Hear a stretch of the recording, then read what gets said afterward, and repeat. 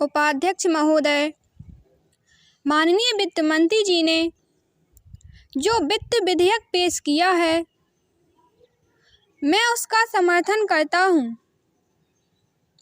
जहां तक हमारी सरकार का संबंध है, उसने बड़े अच्छे कदम उठाए हैं, जैसे बैंकों का राष्ट्रीयकरण करने का सारा श्रेय प्रधानमंत्री और हमारी सरकार को जाता है। हमारे बड़े बड़े पूंजीपतियों की इच्छा थी कि बैंकों का काम इस तरह से चले कि लोगों को लूटा जाता रहे, लेकिन प्रधानमंत्री ने इस बात की परवाह न करते हुए कि कौन उनके साथ है, गरीबों को लाभ पहुंचाने के लिए बैंकों का राष्ट्रीयकरण किया गया। यह एक बहुत बड़ी उपलब्धि है। पैरा सदन में उस तरफ बैठे हुए माननीय सदस्य इस बजट को अच्छा नहीं मानते, क्योंकि वे तो ऐसा बजट चाहते हैं जिससे सरकार के खजाने में एक पैसा भी जमा ना हो और गरीब आदमी की सहायता करने के बहाने बड़े बड़े पूंजीपतियों की सहायता की जाए। हमेशा से उनका यह उद्देश्य रहा है और आज भी है। थोड़े से दिनों के लिए शासन इनके पास गया तो इनकी तरफ से यह कोशिश हुई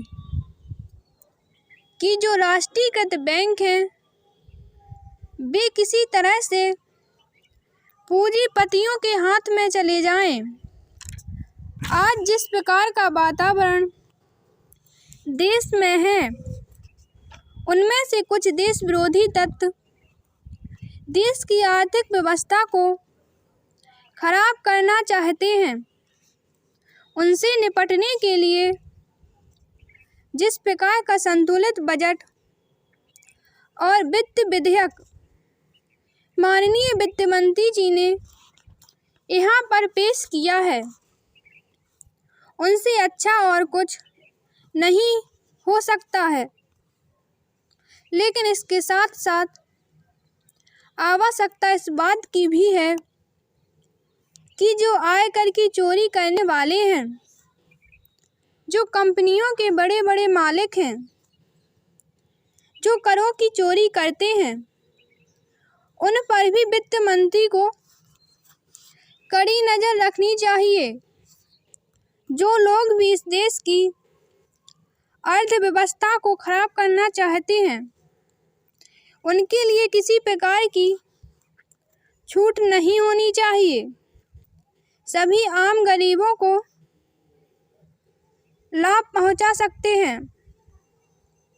पैरा माननीय प्रधानमंत्री जी ने जो 20 सूत्री कार्यक्रम रखा है, उसकी अंतर्गत आप सारे देश में बैंकों का जाल बिछाना चाहते हैं। हमारे जो वित्त मंत्री जी हैं, वे बड़े अच्छे ढंग से इस मंत्रालय का काम चला रहे हैं। जहां भी किसी प्रकार की कोई कमी है, उसको भी दूर करने की वह कोशिश कर रहे हैं। पहाड़ी क्षेत्रों में पहले कोई बैंक नहीं हुआ करते थे।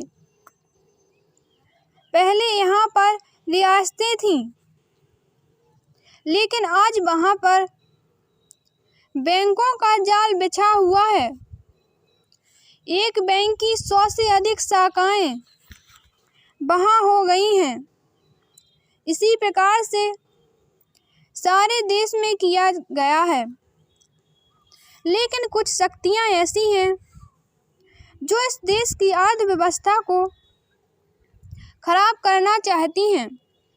जिस प्रकार से इस देश के मजदूरों को उकसाया जाता है और कारखाने बंद कराए जाते हैं और उत्पादन रोका जाता है, उसकी जिम्मेदारी उस तरफ बैठे हुए लोगों पर ही है, क्योंकि आंदोलन वे ही कराते हैं